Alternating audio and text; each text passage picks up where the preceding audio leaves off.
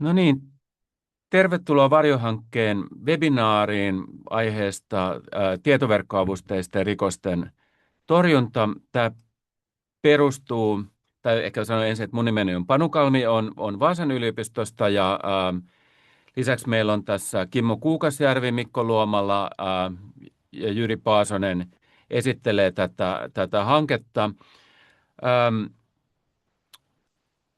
Tämä on ollut valtioneuvoston kanslian rahoittama VN tutkivarahoitteinen hanke. Tänään on julkistettu hankkeen loppuraportti ja myöskin hankkeeseen liittyvä policy brief. Ja ne löytyy sieltä VN tutkiva-sivulta. Ne löytyy myöskin meidän hankkeemme sivulta, eli mä kohta jaan chattiin tämän hankkeen kotisivut, mistä tämä materiaali löytyy, ja sieltä löytyy myöskin muuta materiaalia, sieltä löytyy kuvausta hankkeen toteutuksesta, sieltä löytyy hankkeen keskeiset tulokset, ja sieltä löytyy myöskin hankkeessa tehdyt kuluttajaohjeet, ja sen jälkeen, kun tämä on ohitse, ja ollaan saatu editoitua ja linkki, niin myöskin tämä webinaarin nauhoite päätyy sinne sivuille, eli myöskin tiedoksen, että tämä nauhoitetaan ja sen pystyy katsomaan siis myöskin jälkeenpäin.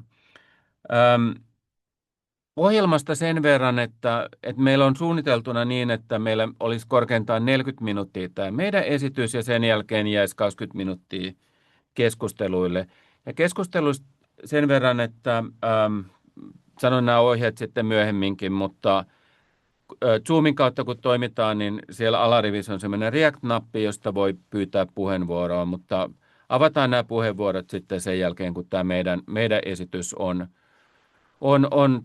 mennyt. Ja chatti on myöskin toiminnassa, eli sitä kautta voi myöskin esittää puheenvuoropyyntöjä ja myöskin niin kuin muita kommentteja. Hyvä.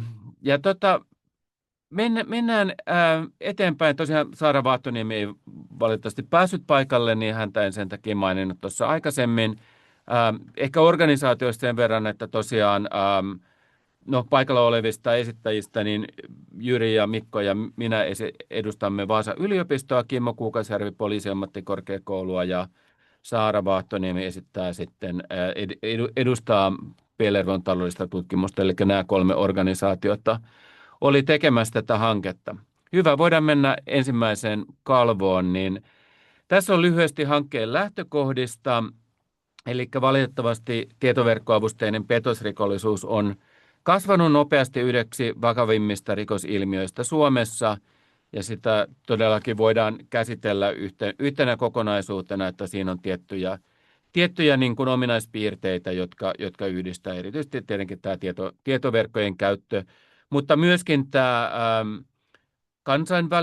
kansainvälistyminen tai se, että se ei tunnista niin kuin maiden rajoja, vaan samassa verkostossa voi toimia rikollisia eri maista. Rikolliset voivat olla eri maista kuin missä ne rikokset tapahtuvat.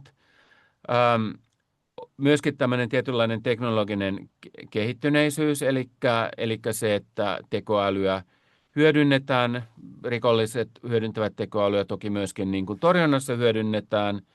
Ja sitten myöskin se, että rikollisuus muuntuu nopeasti, että esimerkiksi se tekee aiheesta varoittamisesta hankalaa, koska jos varoitetaan jostain tietyn tyyppisestä rikoksesta, niin seuraavana vuonna tai seuraavana kuukautena on ehkä sitten jo ihan erityyppisiä rikoksia. Tämä ilmiö kohdistuu kansalaisiin, niin kuin on paljon julkisuudessakin ollut, niin yksittäisten henkilöiden tappiot voivat olla kymmeniä, jopa satoja tuhansia. Se kohdistuu myöskin yrityksiin, mutta sitten myöskin tavallaan tämmöinen todella ikävä lieveilmiö tässä on se, että se kohdistuu myöskin digitaalisen yhteiskunnan luottamusrakenteisiin, ja se voi johtaa siihen, että ihmiset, varsinkin jos he kokevat niin kuin digitaalisten taitojensa olevan jotenkin puutteelliset, niin eivät niin kuin halua enää asioida digitaalisesti, eivät ehkä halua edes vastata puhelimeen, mutta edes tämä niin kuin digitaalisuuden ulkopuolelle digitaalisen asioinnin ulkopuolelle jättäytyminen ei sitten kuitenkaan suojaa petoksilta. Mutta siitä on tavallaan niin kuin tämmöinen hyvin merkittävä negatiivinen ulkoisvaikutus, jos se ihmiset eivät uskalla käyttää näitä digitaalisia maksamisen ja asioinnin välineitä. Ja sitten piilorikollisuus on myöskin merkittävää, että kaikki uhrit ei tee rikosilmoitusta ja tätä on myöskin vähän vaikea päästä kiinni, vaikka sitä voidaan tietyistä aineistoista tarkastellakin. Mennään seuraavan kalvoon. Meillä oli tavoitteena tosiaan tuottaa ajantasainen ja monitieteinen kokonaiskuva tästä petosrikollisuudesta Suomessa. Se on, mitä olemme pyrkineet siinä raportissamme antamaan. Samalla arvioida tätä torjunnan nykytilaa, toimijakenttää ja sääntelyä, joita kaikkia kuvataan siinä, ja sitten myöskin laatia kansallinen torjuntamalli ja toimenpidesuositukset. Ja itse asiassa näitä käydään nyt erityisesti läpi, eli me oltiin jaettu tämä 4 työpakettiin, ja kustakin työpaketista, tai oikeastaan 5 työpakettiin, ja työpakettien keskeiset henkilöt ovat niin kuin esittelemässä, ja keskitytään nimenomaan näihin suosituksiin. Toteutuksesta, sain viestiä, että äänipätki on pahoillani siitä. Toteutuksesta sen verran, että tosiaan meillä on 32 haastattelua, jossa yhteensä 66 asiantuntijaa haastateltiin, eli keskimäärin yhdessä haastattelussa oli noin 2 asiantuntijaa, joissain oli enemmän ja sitten oli kyllä useita, joissa oli vain 1 henkilö.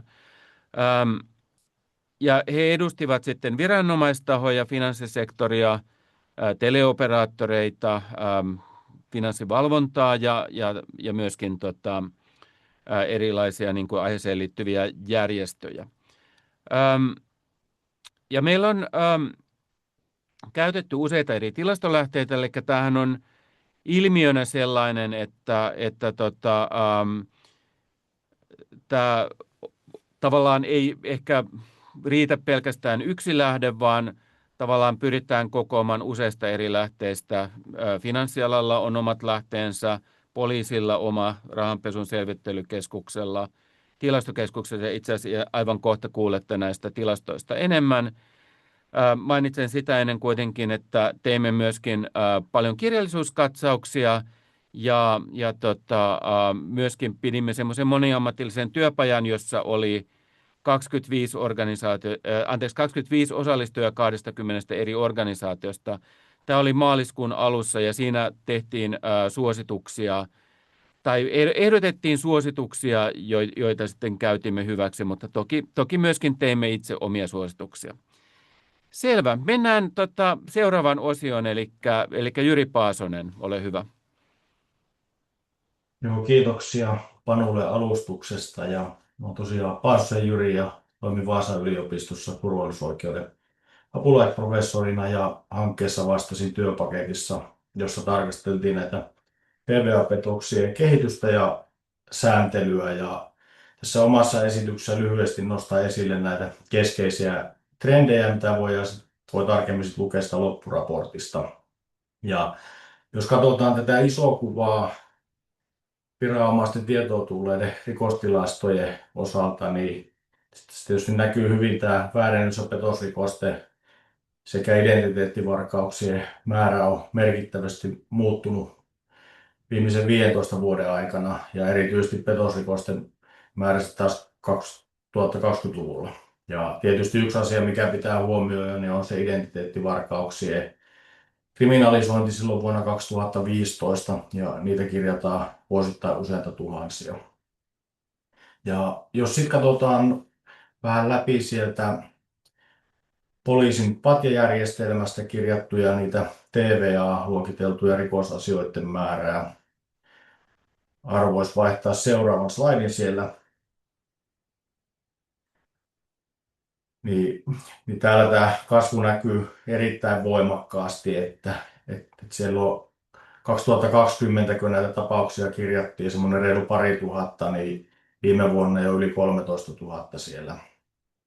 Ja tietysti tästä kasvun näkökulmasta niin erityisesti sieltä 2023 alkaen on se voimakas kasvu ollut. Ja tietysti tämä nyt luonnollisesti viittaa siihen ilmiön todelliseen lisääntymiseen ja tietysti myös sitten poliisipuolella kirjaamiskäytäntöjen yhdenmukaistamiseen ja se, että siellä on kehitetty tätä valtakunnallista tilannekuvaa, missä poliisi on tehnyt hyvää työtä. Ja tasaisesti ja tämä näkyy kaikissa poliisiyksiköissä siellä ja tietysti tässä on selkeästi isoja alueellisia eroja. Mutta niin yhteenvetona voi tästä todeta, että kyllä tämä, on, niin kuin, tämä TVA-petosrikollisuus on kasvanut lyhyessä ajassa merkittäväksi rikosilmiöksi poliisin näkökulmasta ja tietysti tämä muodostaa yhä suuremman osan koko sitä rikostorjunnan kokonaiskuormituksesta. Ja katsotaan sitten vähän läpi niitä eri tapausmääriä siellä rikoslajeittain ja tietysti täällä nämä tietojen kalastelupetokset on selvästi suurin yksittäinen TVA-petosryhmä viime vuonna. Ja se, että nuo toimitusjohtajapetosten määrät on selvästi pienempiä noihin muihin, mutta tietysti se, että niihin liittyy huomattavia taloudellisia vahinkoja ja siinä raportissa on näihin liittyenkin esimerkkejä myös kirjoitettu. Ja tietysti tämä kuvio nyt ylipäätään kuvastaa sitä, että tässä TVA-petosrikollisuudessa tämä rakenteellinen painottuminen on näissä korkean volyymin rikosmuodoissa ja sitä kautta sitten nämä rikolliset hyödyntää erityisesti tätä digitaalista viestintää ja sosiaalista manipulointia, missä mahdollisimman paljon näitä uhrimääriä voidaan tavoittaa. Ja ilmiön osalta tietysti on tärkeää myös vähän sitä euromäärää katsoa. Jos katsotaan sitten sitä kokonaisuutta, niin tässä on nyt tämä poliisin tilastojen mukaan, että minkä verran tässä on rahaa liikkunut näiden eri rikoslajien mukaan ja yhteensä noista tulee semmoinen noin 87 miljoonaa euroa. Ja finanssialan viime vuoden tietojen perusteella se summa heillä oli noin 148 miljoonaa euroa. Ja tietysti pankkien luvut on tyypillisesti suurempia, kun ne perustuu siihen havaittuihin ja torjuttuihin maksutapahtumiin, kun poliisin tilastot taas perustuu siihen tehtyihin rikosilmoituksiin. Ja niin kuin Panu tuossa aluksi jo totesi siinä, että se piilorikollisuuden määrä on merkittävä ja nämä summat on vain jäävuoren huippu ja varsinkin sitten nämä rakkaussijoitushuijausasiat on semmoisia, että näistä ei välttämättä sitten tehdä niitä rikosilmoituksia, kun koetaan sitä häpeää, että on menty tämmöiseen. Jos katsotaan seuraavana vähän näistä yleisimmistä alkamistavoista, niin nämä vaihtelee merkittävästi. Ja tästä niin viime vuoden osaltakin voidaan katsoa, että tietysti tuo deittipalvelu on tuolla yksi tommonen piikki, mikä näkyy, että ne kasvaa erityisesti kesä-syksyn aikaa siellä.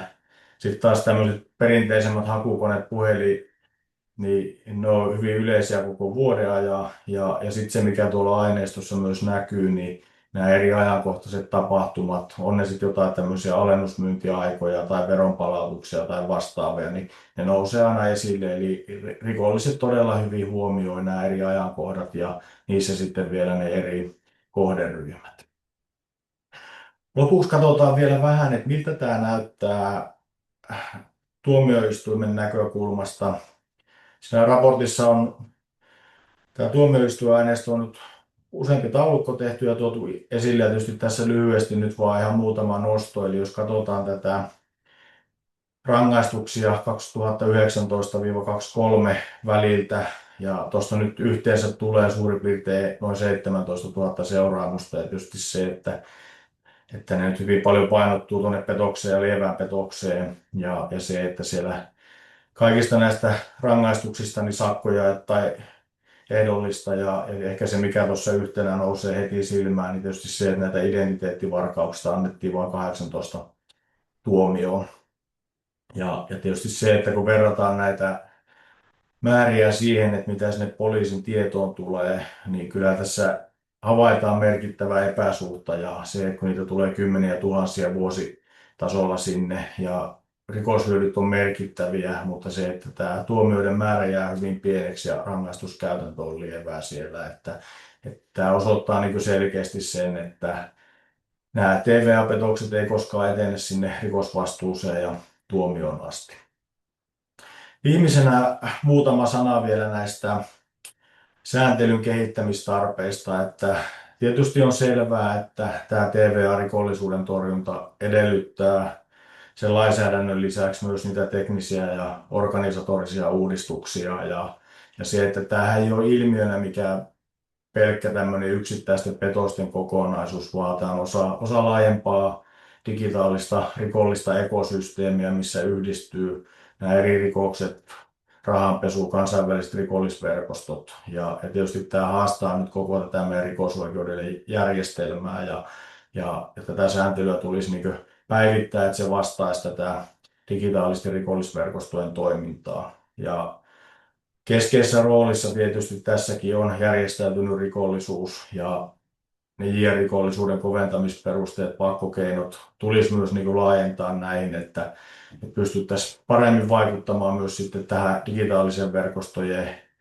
että ei tarvitse olla sitä perinteistä hierarkista rikollisorganisaatiota, että kun tämä järjestäytynyt rikollisuus on muuttunut. Ja tietysti niin kuin katsottiin noita tuomioistuinaineistoja ja rangaistuksia siellä, niin kyllä näitä rangaistusasteikkoja tulisi tarkastaa ja tietysti jo pelkästään tämän taloudellisen ja yhteiskunnallisen haitan mukaiseksi ja se, että niitä tarkastettaisiin ja päivitettäisiin, niin se myös mahdollistaisi ne tehokkaammat pakkokeinot ja tutkintamenetelmät. Ja se, että mitä muualla maailmassa on tähän tehty, niin on myös kehitetty sitä rikoshyödyn poisottamisen ja takaisin saamisen tehostamista, että sitä kautta on niin pyritty vaikuttamaan siihen rikolliseen toimintaan. Ja yksi tärkeä osa tietysti, kun puhutaan tästä järjestäytyneestä rikollisuudesta ja tästä TVA-petosrikollisuudesta, niin on olennaista se, että nämä kansainväliset tiedonvaihtotoimintavaltamekanismit olisivat toimivia ja se, että tällä hetkellä nämä todisteiden saaminen eri valtioista on hidasta ja raskasta ja se heikentää sitä tutkintaa ja luonnollisestikin myös viranomaisten osaamista ja resursseja tulisi vahvistaa, että saataisiin sitten rikosvastuuseen näitä tekijöitä ja tuomioon asti. Ja Kimmo jatkaa tästä sitten rikostorjunnan näkökulmaan. No niin, kuva näkyy ja ääni soi. Mennään seuraavaan dia. Tervehdys kaikille, Kimmo Kuukasari, Poliisiammattikorkeakoulu, komissaario meidän TKI-toiminnassa ja tässä Varjo-hankkeessa vastasin tästä työpaketti kakkosesta, eli käytännössä toimijakentästä ja siihen liittyvästä niin kuin analyysistä ja yhteistyöstä ja toimijakentän keskinäisen ö, toiminnan niin kuin kehittämisnäkökulmien esille tuomisesta.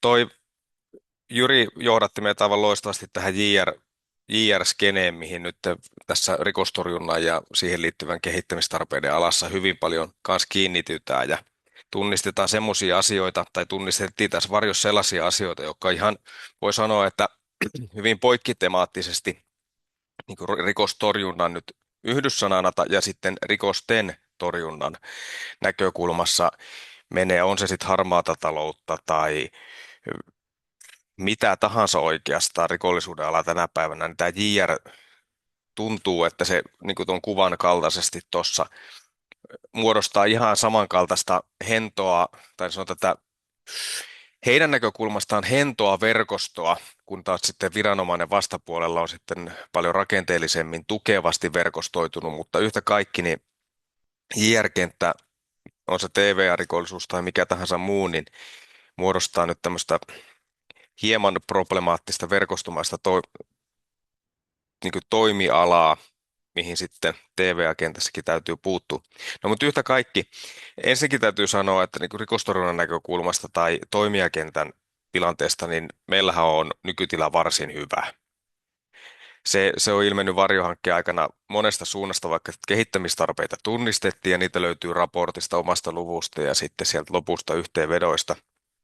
Mutta yhtä kaikki, niin kyllä toimijakenttä Suomessa niin täytyy sen verran boostata meidän henkeä, että niin kuin kansainvälisessä vertailussa esimerkiksi niin pärjätään muille maille vallan erinomaisesti ja jopa voidaan benchmarkata muita maita siinä, että miten meillä poliisi, teleoperaattorit, pankit, finanssiala yleisesti, kaikki tämä tekee keskenään töitä ja kuljettaa tietoa, niin siinä mielessä ei ole syytä vaipua mihinkään näköisen niin kuin alhoon.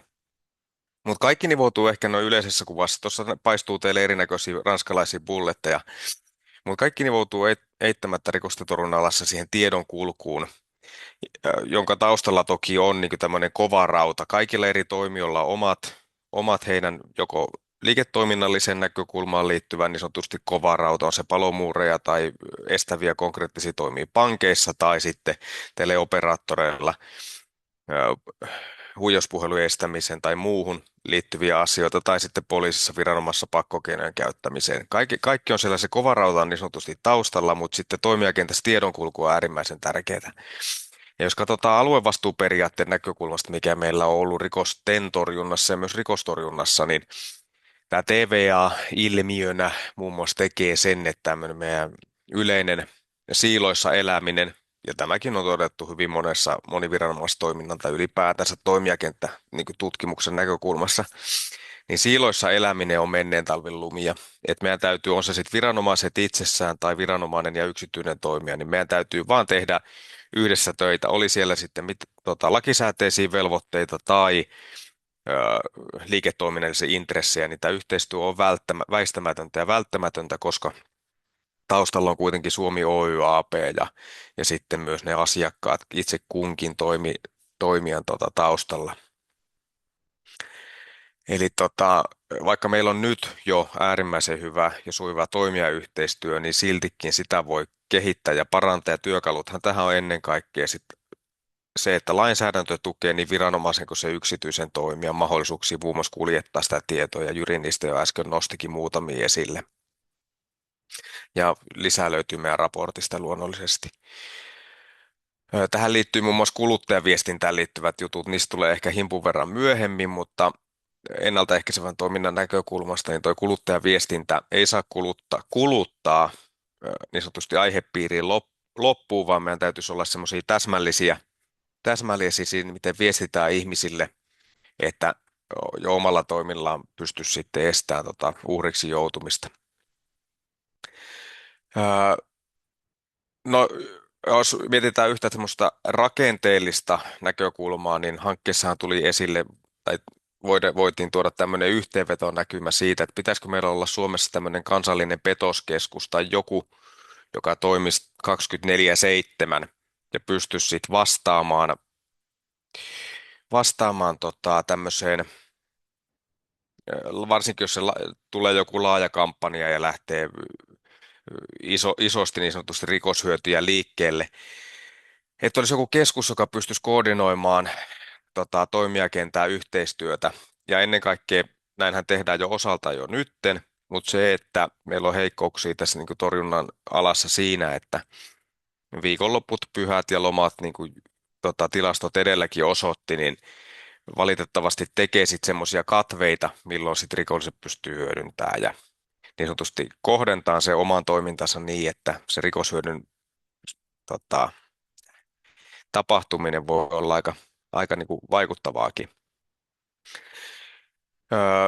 Torjunnan alassa, jos puhutaan tiedon kuljettamista, niin yhteisten tietotuotteiden yhdistäminen on äärimmäisen tärkeää. Ja tässä muun muassa yksittäisenä kehittämiskohtana tai mahdollisuutena tunnistettiin verkostoanalyysien ja tämmöisten eri tietokertymien yhteen tuominen ja sitten niiden vertailu, koska se mahdollistaa muun muassa sitten sen, että kun meillä on tässä ilmiössä näiden torjuntatoimien kohdistamisessa tarve saada ne kaikki toimijat, jotka on löyhästi tai jopa vahvasti ihan kuinka vaan eri keisseissä yhteistyössä toisensa kanssa, niin mahdollisimman laajasti kytkettyy siihen rikosasiaan. On sitten muuli päähenkilö tai vaikka sitten sen niin sanotusti palvelun myyjä crime as a service-kontekstissa, niin meidän täytyy pystyä yhdistämään eri tietotuotteita, jotta me pystytään sitten vaikuttamaan siihen koko verkostoon ja koko ketjuun sitten ennen kaikkea, jos puhutaan vaikka esitutkinnasta.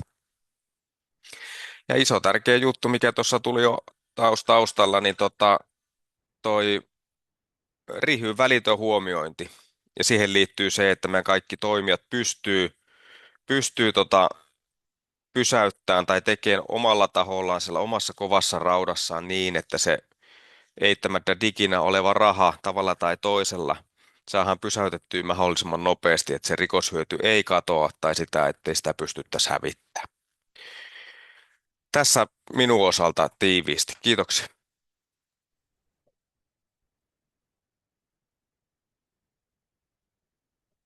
Juu, kiitos Kimmo. Ja tässä itse tosiaan on Mikko Luomala ja on väitöskirjan tekijänä Vaasan yliopistolla ja sitten on tässä VARA-hankkeessa mukana itse osallistunut haastattelujen tekoon ja kirjallisuuskatsauksen tekoon ja sitten myöskin tein noita työpajajuttuja tuolla Helsingissä ja nyt voitaisiin esitellä tämä tekoäly- ja turvallisuustehtävien jako-osio. Eli kuten näissä edeltävissä puheenvuoroissa tuli esille, niin tämä valtion ja yksityisen turvallisuuden tehtävien jako on hyvin keskeistä, koska nämä tietoverkkoavusteiset petokset tapahtuu näissä yritysten verkoissa, teleoperaattorien liittymiä käytetään petoksien tekoon, näitä myyntialustoja käytetään petoksien tekoon, sosiaalista mediaa käytetään ihmisten manipulointiin, hakukoneissa on tämmöisiä mainoksia, missä manipuloidaan ihmisiä mukaan erilaisiin tämmöisiin huijausverkostoihin, missä sitten niitä tapahtuu niitä huijauksia, niin se on tärkeää, että se yhteistyö on monialaista ja sitten se yksityinen sektori osallistuu tähän torjuntatyöhön ja viranomaiset sitten hoitaa näiden rikoksien tutkintaa, syyttäjät syyteharkintaa ja tuomioistuinten tuomitsemista ja sitten rikosseuraamuslaitos sitten tuo mukaan rikoksien luopumista näiden rikollisten osalta, että he eivät jatkaisi sitä tekoa. Ja sitten tässä tuli esille, että kyseessä on kansainvälinen ilmiö, mutta myöskin Suomessa on suomalaisia, jotka tekevät tätä tietoverkkoavusteista petosta, niin monesta suunnasta tulee tätä uhkaa tänne. Ja sitten nämä kyberrikolliset hyödyntää näitä alustoja tälleen taitavasti, eli tässä on tämä perusdilemma, että kun tulee uusia teknologisia mahdollisuuksia, niin ihmisille tulee mahdollisuuksia tehdä rikoksia ja tässä korostuu se, että niitä kontrolleja pitää laittaa niihin palveluihin. On ne teknisiä säätelyä ja muuta tietoisuutta, että pystytään vähentämään sitä ilmiötä. Ja näissä haastatteluissa ja kirjallisuudessa tuli esille se, että näitä tekoälytyökaluja käytetään näiden petoksien tekoon, että tehdään edes väärennettyjä sivuja, missä on huijausmateriaaleja, käytetään kielimalleja suomenkielisen huijauksen tekoon, luodaan semmoisia verkkoympäristöjä, missä ihmisiä manipuloidaan erilaisiin sijoitushuijauksiin mukaan, ja sitten luodaan vaikka näitä deepfake-ääniä ja sun muita. Mutta sitten tällä teknologialla myöskin pystytään sitten vaikuttamaan näihin, eli kun mennään tuonne seuraavaan diahan, voitko laittaa Aaron, kiitos, niin esimerkiksi haastatteluissa ja kirjallisuudessa tuli esille se, että tekoäly tunnistaa tekoälyn tuottaman materiaalin, niin näitä syväväärennöksiä voidaan sitten jonkin verran havaita näillä tekoälytyökaluilla. Ja se on tärkeää, että me pystytään niitä tunnistamaan, että koska kohta voi olla sellaisia ongelmia, että mikä tieto on aito ja mikä tieto ei ole. Että tärkeää on ylläpitää sitä luottamusta näihin palveluihin, mitä ihmiset käyttää, oli ne yksityisiä tai julkisia. Ja sitten näiden operaattorithan tekee jo esimerkiksi jonkin verran tätä spoofauksen torjuntaa, että esimerkiksi pudotetaan näitä tämmöisiä viestejä, missä on väärennetty lähetysosoite pois, niin, mutta sitten rikolliset pikkasen muuttaa toimintaansa ja sitten tavat muuttuu. Ja sitten täällä turvallisella tekoälyagentilla voidaan myöskin vähentää mahdollisesti ongelmia, että ihmisillä on sellainen laite, mikä kertoisi, että kannattaako tähän sivustoon luottaa tai tähän asiaan luottaa, että se on semmoista kilpajuoksua niitä rikoksen tekijöitä vastaan. Ja sitten myöskin tämä security awareness, että ihmiset on tietoisia siitä, että tuolla on tuommoisia huijauksia ja kaikki ei ole aina siltä, mitä näyttää, että se on tärkeää, että tämmöinen tieto saadaan ihmisille toivon mukaan valistuksen kautta ja se vaikuttaisi mahdollisimman moneen.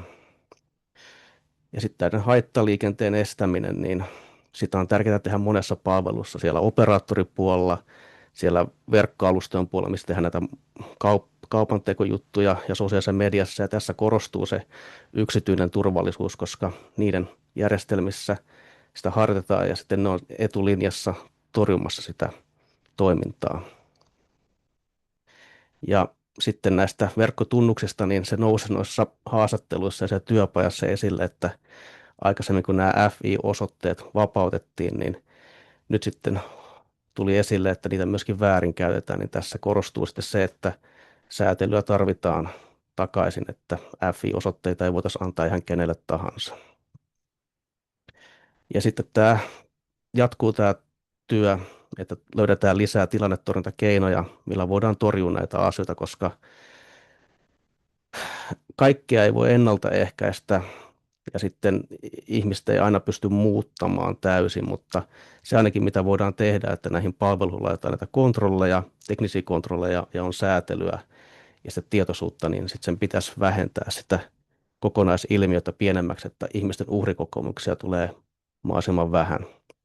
Mutta tähän mä voinkin päättää tämän puheenvuoron, että toivon mukaan ihmiset sitten uskaltaa kertoa näistä asioista viranomaisille ja muille. Kiitos. Hyvä, kiitos Mikko. Mennään vielä vähän näitä kuluttajaosaa läpi, kuluttajat on todella niin kuin monella tavalla tämän petosten keskiössä ja yleensä nämä rikokset perustuu siihen, että käytetään niin kuin luottamusta hyväksi. Suomalaiset yleisesti ottaen ovat suhteellisen luottavaisia ja tavallaan haluavat tehdä niin kuin oikein on ja valitettavasti niin kuin rikolliset pystyvät käyttämään sitä hyväksi sosiaalisessa manipulaatiossa. Eli tyypillisesti kuluttaja harhautetaan itse tekemään vahingollinen toimi, että kun tavallaan verkkosivuille on vaikea päästä ilman sen kuluttajan yhteistyötä, niin tavallaan manipuloidaan se kuluttaja sitten antamaan ne tunnuksensa ja vielä hyväksymään, autorisoimaan nämä transaktiot. Tässä hyödyllisiä keinoja ovat tilannekohtaiset varoittamiset, joita on nyt tullutkin viimeiseksi niin kuin ehkä tekstiviesteihin ja myöskin esimerkiksi pankkitileille tapahtuviin siirtoihin ja näitä on tavallaan koko ajan tullut lisää ja ne on niin kuin epäilemättä hyödyllisiä. Kuluttajille on usein hyvin epäselvää, että mitä törkeä huolimattomuus tarkoittaa, eli tässä yhteydessä voisi varmaan niin kuin viestintää parantaa. Ja sitten vastuujaosta sen verran, että siinähän on tapahtumassa muutoksia, kun EUn kautta tulee maksujärjestelmäsääntelyn muutoksia, jotka itse asiassa monessa tapauksessa helpottavat kuluttajan asemaa. Samalla on niin kuin hyvä pitää niin kuin huolta siitä, että kuluttajille jää kannustimet olla varovaisia, mutta samalla tärkeää, että vältytään myöskin niin kuin kohtuuttomilta tilanteilta, jossa kuluttajat tosiaan saattaa menettää kymmeniä tai satoja tuhansia euroja asioista, mitkä eivät ehkä kuulu törkeän huolimattomuuden piiriin ja eivät todellakaan tuottamuksellisia. Erilaisten haavoittuvien ryhmien tavoittamiseen on kiinnittävä erityistä huomiota esimerkiksi ehkä maahanmuuttajat, tämmöinen selkeä ryhmä, tai muut henkilöt, joilla saattaa olla kielellisiä haasteita. Usein tietyt petokset keskittyy johonkin tiettyihin ryhmiin ja erityisesti ehkä ikäihmiset ovat niin kuin, riskikohteena. Digitaalisia taloustaitoja on hyvä vahvistaa kautta linjan ja tässä suhteessa niin kuin tehdään myöskin Oikeuspalveluviraston johdolla työtä, joka on tähän hyödyllinen. Samalla on hyvä huomata, että vaikka kuluttajien tietämystä ja tavallaan niin kuin valistusta kuinka kehitettäisiin, niin silti edelleenkin on niin, että kuka tahansa voi joutua taitavan huijauksen kohteeksi ja tätä kautta on niin kuin tärkeää myöskin keskustella näistä asioista ja tavallaan niin kuin luoda tälle asialle näkyvyyttä. Uhrit eivät ole syyllisiä, vaan syyllisiä ovat ne rikolliset ja häpeätä on syytä vähentää. Mennään seuraavaan kalvoon. Tosiaan pelkällä kuluttajavalistuksella ehkä ei varmaan tule saavuttamaan niitä parhaita tuloksia. Yksi tällainen, mitä on niin kuin syytä myöskin pyrkiä edistämään, on tavallaan se, että tavallaan pankit transaktiotilanteessa pystyisivät paremmin puuttumaan, pystyisivät vaihtamaan tietoa paremmin, kun nähdään selkeästi niin kuin epätavallisia maksuja silleen, että on menossa kohteeseen, johon yleensä ei mene, tyypillisesti vaikka ulkomaille, poikkeuksellisen suuri maksu tai jotain muita epätavallisuuteen viittaavia asioita, niin tällaisessa pystyttäisiin asettamaan viitteitä viiveitä, jossa niin kuin pystyttäisiin tarkastamaan sitten kuluttajalta, että onko tämä nyt ihan todella sellainen maksu, mitä olet tekemässä. Ja tavallaan Ruotsissa on oltu hieman eri linjalla ja on pystytty näitä enemmän ottamaan käyttöön kuin Suomessa, ja sieltä ollaan saatu myöskin positiivisia kokemuksia. Toki hyvä huomata, että tämä eurooppalainen yhtenäinen maksualue ja pikamaksuasetukset asettavat tässä niin kuin omia rajoitteita, eli tavallaan tämmöinen kuluttajan käyttökokemus ja tietenkin positiivinen asia, että maksut lähtevät normaalisti nopeasti, niin se on hyvä asia noin muuten, mutta se on huono asia tämän rikollisuuden torjunnan kannalta, ja siinä täytyy yrittää tasapainoilla. Ja nythän ihan viimeisenä tavallaan niin kuin tämmöisenä tuoreena asiana, niin tämä Euroopan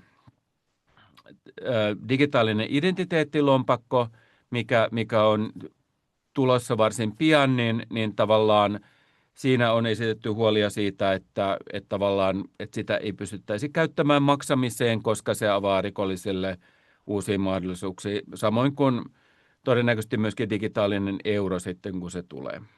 Hyvä, mennään vielä seuraavaan kalvoon. Niin tosiaan tässä oli näitä meidän suosituksiamme.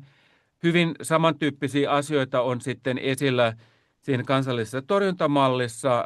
En nyt ehkä lähde näitä, uskoisin, että nämä kaikki asiat on tullut esille, mutta nostan ehkä tuosta alusta pari asiaa. Eli me olemme tämän hankkeen toimeksiannossa niin pyrkineet luomaan tällaista yhtenäistä kansallista tilannekuvaa, mutta niin kuin sanottu, niin nämä huijaukset kehittyvät koko ajan ja muuttuvat, niin tavallaan tätä tilannekuvaa on niin kuin jatkuvasti päivitettävä.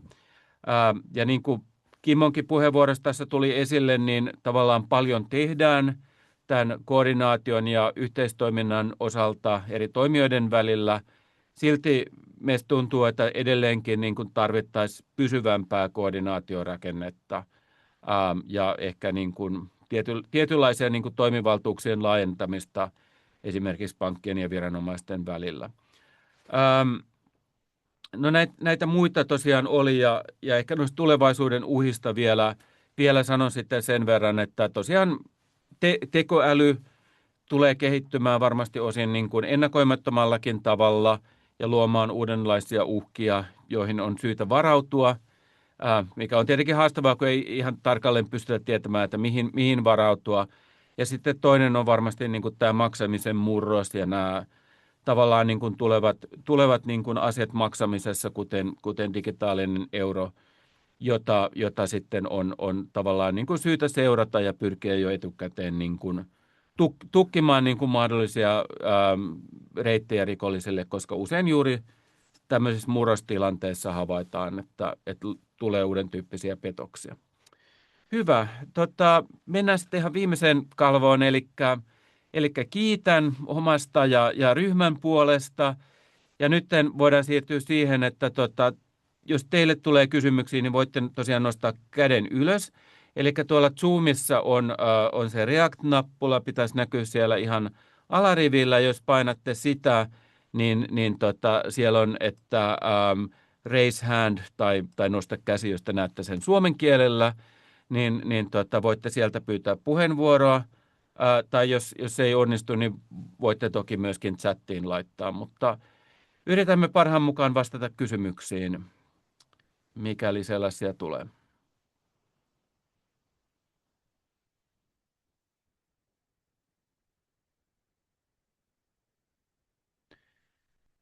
Hyvä. Ja Aron antaa oikeudet sitten esittää näitä kysymyksiä, eli Jari Kinnunen on pyytänyt puheenvuoroa.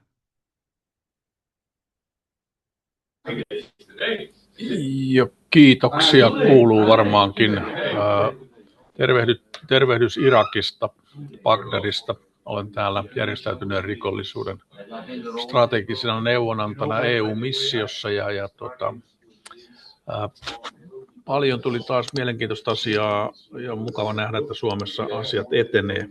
Kysymys kuuluu, onko kyseinen materiaali käytettävissä, saako sitä englanniksi ja erityisesti sitten paikalla olleille luennoitsijoille onko mahdollisuutta ja halua tehdä apuyhteistyötä siten, että tämän tyyppinen webinaari voitaisiin järjestää paikallisille Cyber Security Centerin edustajille. Kiitos. Hyvä, kiitos. Ehkä mä vastaan tähän. Eli ensinnäkin materiaali on siis käytettävissä. Laitoinkin tuossa jossain vaiheessa tämän kurssin, hankkeen verkkosivujen osoitteen, josta on myöskin ladattavissa jo hankkeeseen liittyvä raportti ja myöskin politiikkasuositukset. Ne on myöskin valtioneuvoston sivulta voi käydä hakemassa, mutta löytyy niin kuin täältä meidän sivulta. Eli se materiaali on siis vapaasti saatavilla. Materiaali on valitettavasti lähinnä suomenkielistä tällä hetkellä. Tosin nyt kun tuli tämä kysymys, niin on ehkä tullut muitakin toiveita englanninkielisestä materiaalista. Tällä hetkellä siinä on niin kuin lyhyt englanninkielinen yhteenveto, joka on siis tavallaan niin kuin mahtuu puolelle sivulle, mutta voitaisiin toki miettiä sitä, että tehtäisiin vähän laajempi. Koko raportti on 200 sivua, että sitä ei varmasti lähdetä kääntämään, mutta esimerkiksi jonkunlainen muutaman sivun tiivistelmä voisi kyllä tehdä englanniksi. Ja sitten tästä kehitysyhteistyöhankkeesta, mitä sanoit, niin mielellään voidaan keskustella, ehkä ei juuri nyt ja tässä, mutta jos laitat esimerkiksi sähköpostia, niin voidaan ilman muuta palata asiaan.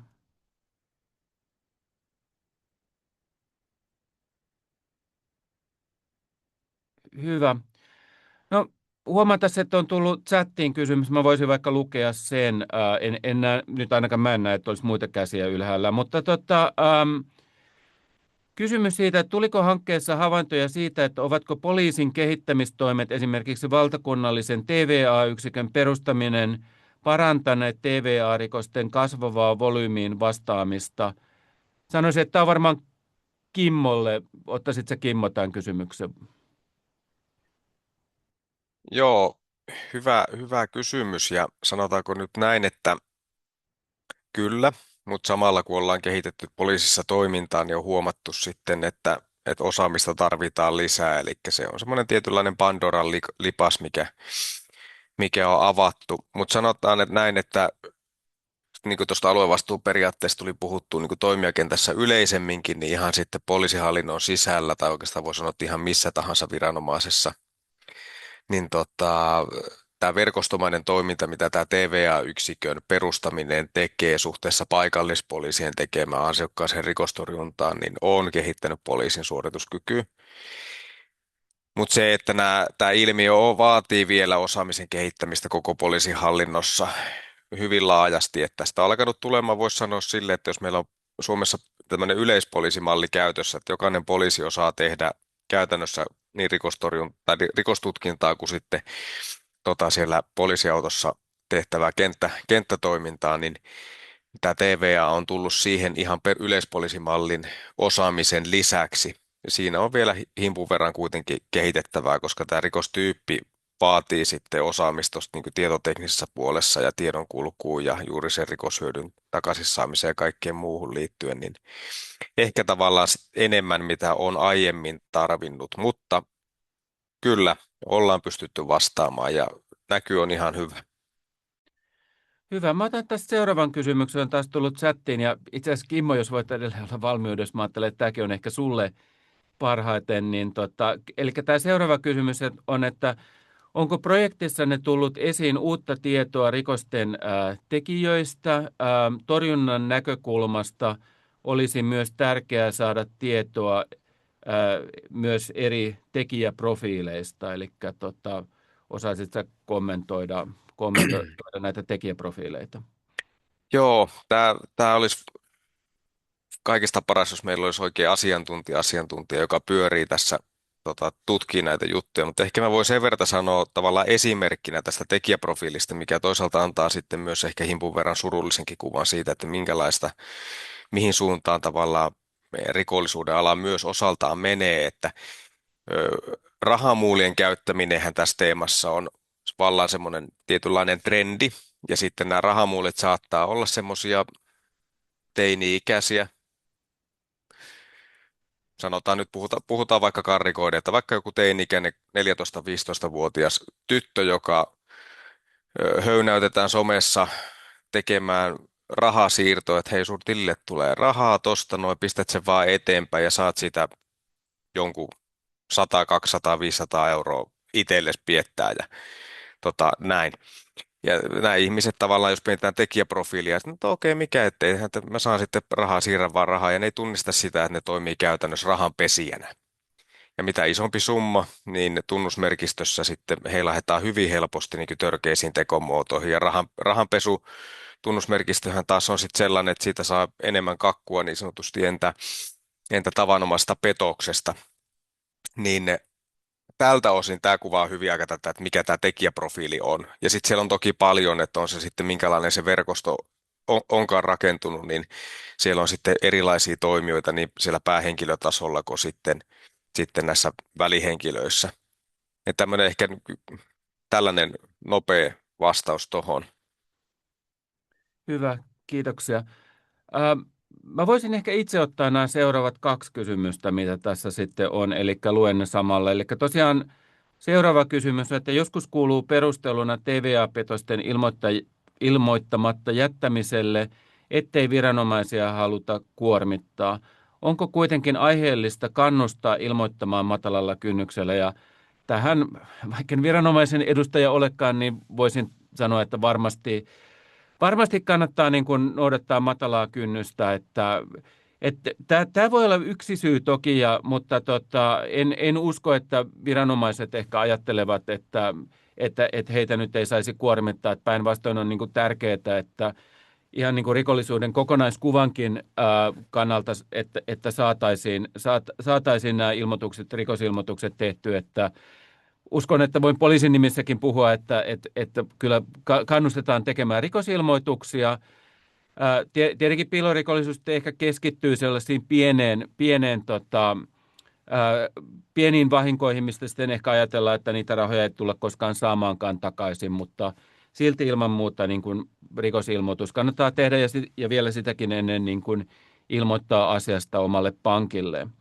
No sitten toinen on, ja tämä on vähän haastavampi kysymys, mitä tutkimusnäyttö sanoo verkkorikollisuuden kasvun vaikutuksesta luottamukseen pankkeja tai instituutioita kohtaan?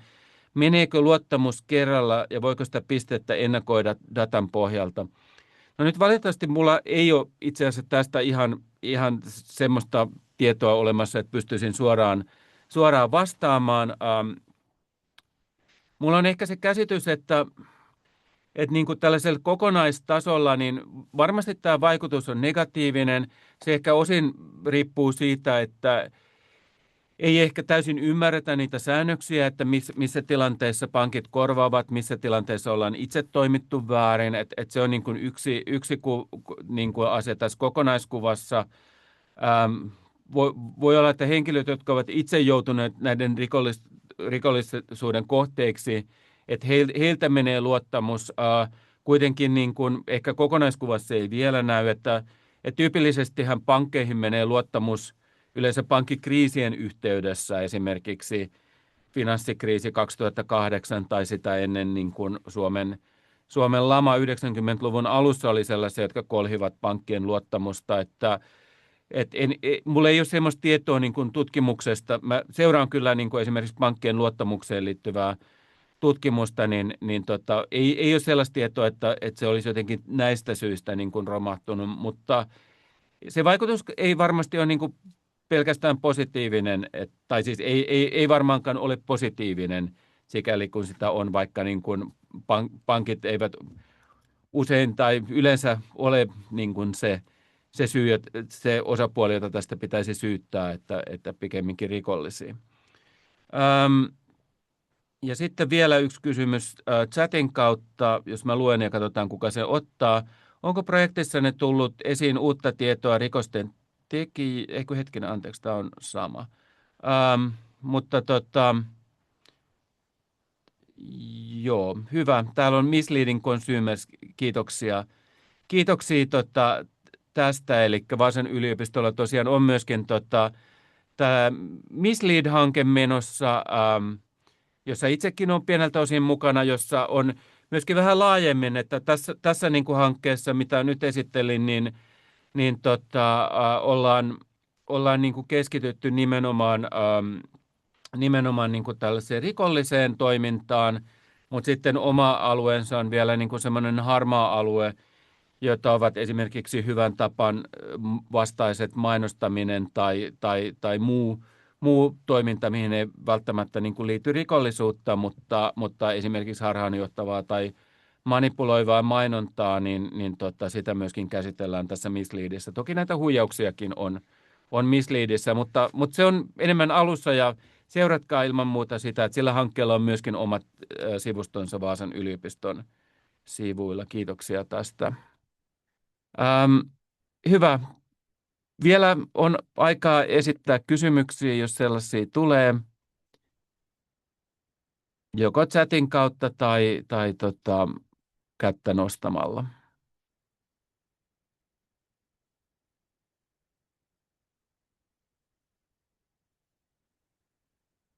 No niin, nyt tuli kysymys. Eli iso osa tietoverkkoavusteisista petoksista lähtee liikkeelle sosiaalisen median alustoilta. Toistaiseksi kokemus on ollut, että somejätit ovat olleet haluttomia puuttumaan alustoilla tapahtuvan huijaustoimintaan. Onko teillä näkemyksiä siitä, miten asian voidaan puuttua? Haluaisitko Jyri ottaa tämän kysymyksen?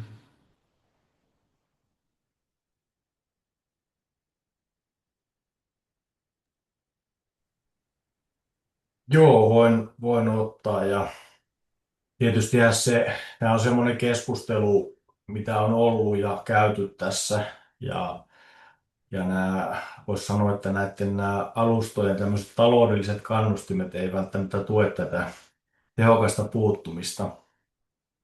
Ja tietysti niin kuin tiedetään, että hyvin monella lailla näitä erilaisia huijaussisältöjä siellä tuotetaan ja tehdään ja entistä paremmin vaan. Ja ehkä tähän, miten tähän voitaisiin puuttua, niin tähän on tietysti tosi monta eri näkökulmaa. Tietysti yksi asia on tämä lainsäädäntöön liittyvät kehittämistyöt ja näitä velvoitteiden lisäämiset siellä. Ja tietysti me tiedetään, että siellä on sitä EU-tasolla sitä digipalvelusäädöstä ja muuta, että ne on niin kuin askel jo siihen suuntaan. Mutta tietysti se, että se valvonta ja ne seuraamukset on vielä suhteellisen rajallisia siellä. Ja sitten se toinen kysymys tietysti on ylipäätään siitä, että miten näiden alustojen vastuuta voitaisiin näissä tilanteissa laajentaa. Että jos ne saa tiedon ja miten ne siihen reagoi. Ja tietysti siinä tulee sitten tämä, voisi sanoa, että riskilaskentaa, muuttaa sitä alustojen osalta sitä näkökulmaa siinä. Ja sitten yksi tärkeä osa on tietysti, mikä niin kuin kaikessa tietoturvassa on, niin on tämä tunnistautumiseen liittyvät asiat, että edellytettäisiin sitä vahvempaa tunnistautumista ja tietysti tätä tunnistautumista pyritään nyt kehittämään kaikissa muissakin palveluissa ja tietysti tämä henkilöllisyysvarmennus olisi yksi sellainen, mikä siellä sitten edesauttaisi tätä. Ja yksi, mitä tuossa Kimmokin nosti esille niin liittyy tähän yhteistyöhön viranomaisten osalta ja sen tiedon vaihtamiseen liittyvät merkitykset. Tietysti tämähän on, nämä alustat on yksi keskeinen, kelle se tieto tulee näistä huijauskampanjoista ja muista, ja sitä kautta sitten päästäisiin nopeammin puuttumaan ja sulkemaan niihin. Siinä suhteessa ollaan nyt liian hitaita, kun mietitään kuin ketteriä ja nopeita tämä järjestäytynyt rikollisuus tällä puolella on ja nämä erilaiset ryhmät, mitkä näihin keskittyy. Ja varmaan mitä Panu sitten tuossa aikaisemmissa vastauksissa myös nosti, niin sitten yksi kytkeytyy myös tähän alustoihin ja tähän maksuliikenteeseen ja näihin maksuliikenteen turvallisuuteen liittyviin asioihin. Että tässä nyt muutamia tämmöisiä nostoja nyt, mitä tuossa tuli nyt mieleen. Hyvä, kiitos Jyri. Tässä on nyt tullut muutama kysymys. Itse asiassa ensimmäinen näistä on, että ehkäiseekö vahva tunnistus eri alustoilla huijausten tekemistä. Mutta Jyri, jos huomasitte, vastasi jo tähän kysymykseen omassa vastauksessa, eli kyllä vahva tunnistautuminen yleisesti ottaen vähentää niin kuin rikollisuutta ja tekee siitä vaikeampaa, vaikka toisaalta rikolliset ovat myöskin taitavia kiertämään sen vahvan tunnistuksen, mutta se vaatii sitten sitä, että sitten heidän täytyy manipuloida tavallaan nämä kohteet tekee yhteistyötä. No sitten seuraava kysymys on vähän erilainen, eli siinä kysytään, ja tosi hyvä kysymys, kun myös nuoret ja koululaiset ovat uhreina TVA-rikoksissa, niin onko esim. Kouluissa käsitelty tätä asiaa laajemmin yhteiskuntaopissa ja niin edespäin, eli onko OPSeissa jotain tavoitteita ja vaatimuksia tästä? Mä ehkä ensiksi sanoisin, että mä en ole ihan 100% varmuudella pysty sanoa, että pystytään tähän vastaamaan, että tämä on ollut myöskin vähän meidän katvealueessamme, mutta toki niin kun itse tutkin myöskin talousopetusta ja sitä kautta vähän seuraan, että mitä siellä OPSeissa ja oppikirjoissa on, niin siis saattaa hyvin olla, että jossain oppikirjoissa ja ehkä OPSeissa on. Toki jos joku yleisöstä tietää paremmin, niin voi vaikka vastata tähän. Mutta sitten mä myöskin ajattelen, että tässä on se haaste, että koska tämä muuttuu niin paljon tämä alue, niin ainakaan niin kuin mitään kauhean täsmällistä ja niin kuin ajankohtaista on vaikea saada, että oppikirjojakin päivitetään useamman vuoden välein, niin se keskustelu varmaan täytyy olla aika yleisellä tasolla, mitä sitten, ja OPSit toki muutenkin, opetussuunnitelmat muutenkin liikkuvat aika yleisellä tasolla. Mutta sitten oli kysymys, että tilastoissa näkyy rahallisesti ja volyymiltaan suurimpana tietojen kalastelupetokset.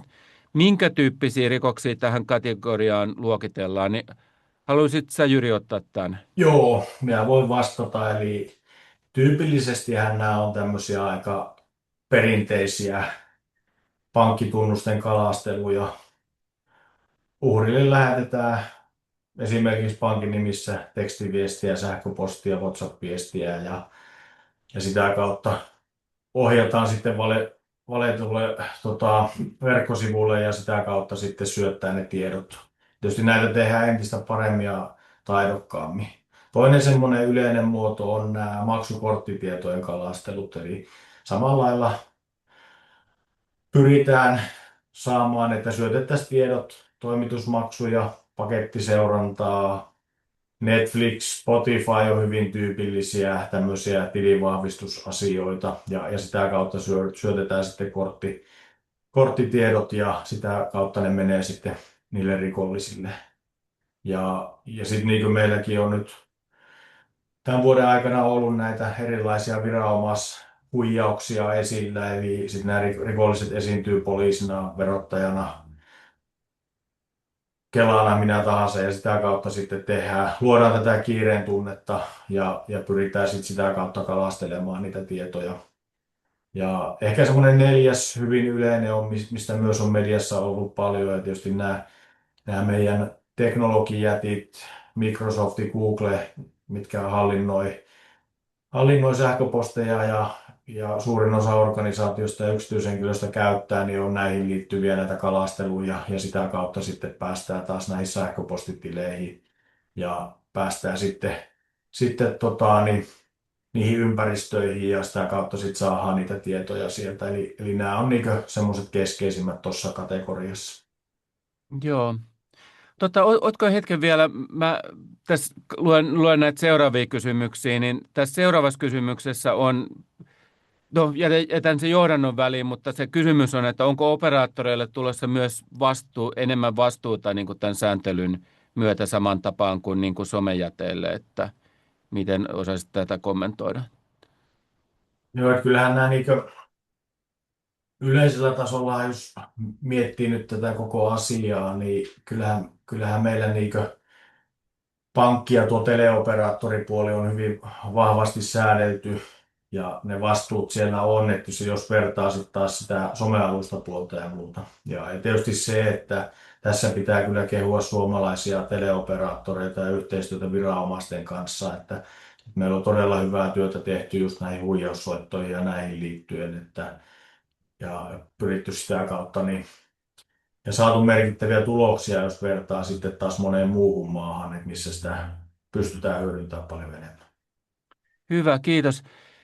Ollaan aika lopussa ajan kautta, mutta yksi kysymys vielä, saadaan Mikollekin vielä yksi kysymys. Eli täällä on tällainen tekoälyskaalaa sofistikoituneempia menetelmiä laajempaan joukkoon. Onko hankkeessa nostetut keinot mitoitettu tämän hetken virkkorikosten kasvuun, vai otetaanko siinä riittävästi huomioon myös skenaariot, missä tekoäly kiihdyttää kasvua entisestään?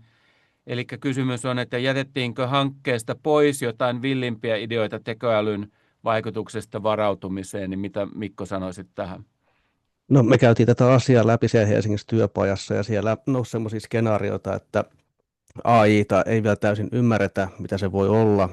Itse kun olen katsonut noita tutkimuksia, niin AI on välillä onnistunut automatisoinnissa ja sun muuta, niin me ei täysin vielä tiedetä, mitä kaikkia semmoisia ennustattomiskenaarioita voi tapahtua, mutta tällä hetkellä se on ihan selvästi, että rikolliset pyrkii oppimaan tekoälyn käyttöä ja sitä käytetään näissä tietoverkkoavusten petosten tekemisissä ja se taito on opittavissa, että jotkut kriminologit kirjoittaa noissa kirjoissa, että aikaisemmin internetti oli keino oppia ihmiset tekemään rikoksia, niin nyt sitten tämä tekoäly avaa niitä mahdollisuuksia tehdä lisää ja sitten me toivon mukaan löydetään lisää keinoja torjua sitä ja vähentää näitä ongelmia.